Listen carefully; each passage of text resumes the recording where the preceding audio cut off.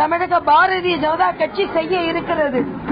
வளர்ச்சியை முதலாக தமிழகம் காண இருக்கிறது.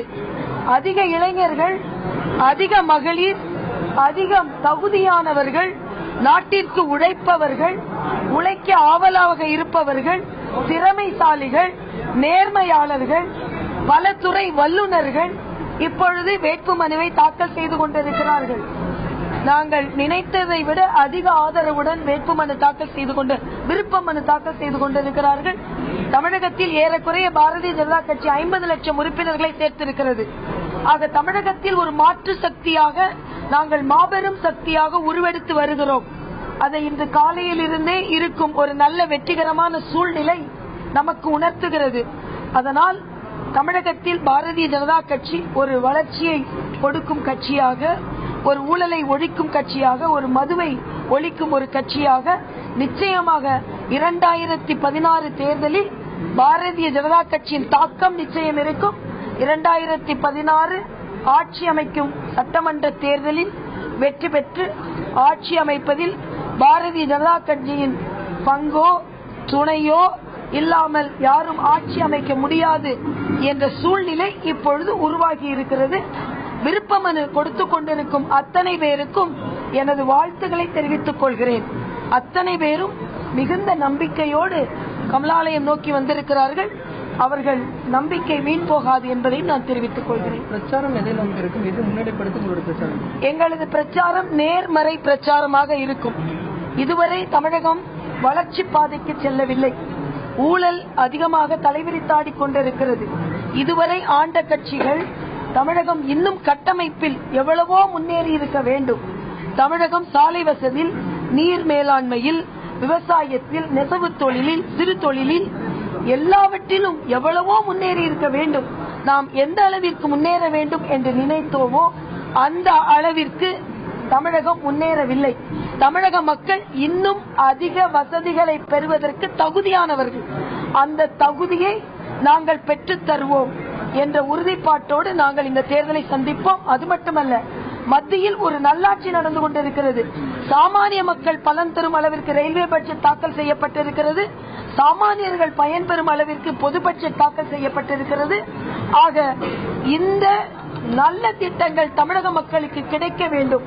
மோடி அரசு நம்ம அரசு என்ற ஒரு கோஷத்தோடும் நாங்கள் இந்த தேர்தலை சந்திப்போம். ஆக இதுவரைக்கும் ஆண்டவர்களும் ஆள்பவர்களும் நிச்சயமாக வளர்ச்சியை கொடுக்கவில்லை. பாரதிய ஜனதா கட்சி பல மாநிலங்களில் வளர்ச்சியை கொடுத்துக் கொண்டிருக்கிறது.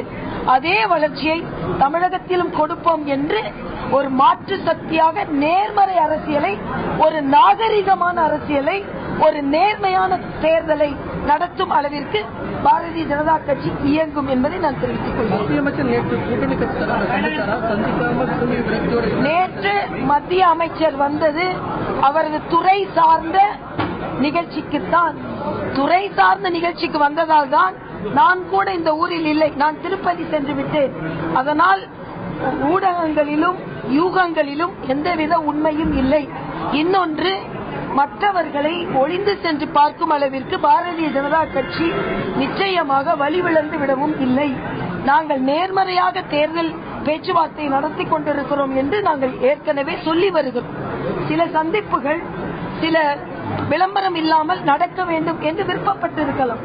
ஆக எல்லாவற்றையுமே எதிர்மறையாக எடுத்துக்கொள்வது சரியல்ல. அவர் ஏதோ வந்தார், சந்திக்க முடியாமல் திரும்பி சென்றார் என்ற வார்த்தைகளை நான் முற்றிலுமாக மறுக்கிறேன். நிச்சயமாக மத்திய அரசு நல்லாட்சியை கொடுத்துக் கொண்டிருக்கிறது. நேர்மறையாக நாங்கள் தேர்தலை சந்திப்பது மட்டுமல்லாமல் கூட்டணி பேச்சுவார்த்தையையும் நேர்மறையாக துணிச்சலாகத்தான் நாங்கள் சந்திப்போம். ஏனென்றால் எங்களை பொறுத்தமட்டில் கூட்டணி என்பது கூடுதல் பலமே தவிர நாங்கள் அதிக பலத்தோடு விளங்கிக் கொண்டிருக்கிறோம். ஆக பலத்தோடு பலம் சேர்ப்பதற்கு முயற்சி செய்து கொண்டிருக்கிறோமே தவிர பலவீனமானவர்கள் நாங்கள் அல்ல என்பதை இப்பொழுதே நாங்கள் நிரூபித்துக் கொண்டிருக்கிறோம். அதாவது நிச்சயமாக அவர் துறை சார்ந்த நிகழ்ச்சிக்குத்தான் வந்தார். யூகங்கள் பல இருக்கலாம். அதனால் அதிகாரப்பூர்வ சந்திப்பு எதுவும் நடைபெறவில்லை. மீண்டும் சந்திக்க வாய்ப்பு இருக்கு.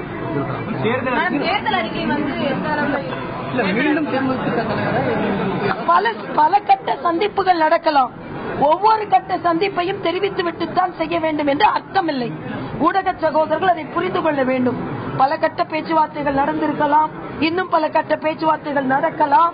ஆக எல்லா பேச்சுவார்த்தைகளுமே அதிகாரப்பூர்வமான பேச்சுவார்த்தைகளாக இருக்க வேண்டும் என்று அவசியமில்லை. ஆக இதெல்லாம் கூட்டணி பேச்சுவார்த்தையில் ஒரு நடைமுறைகள். அவையெல்லாம் எதிர்மறையாக எடுத்து சென்றுவிடக் கூடாது என்பதைத்தான் நான் மீண்டும் வலியுறுத்துகிறேன்.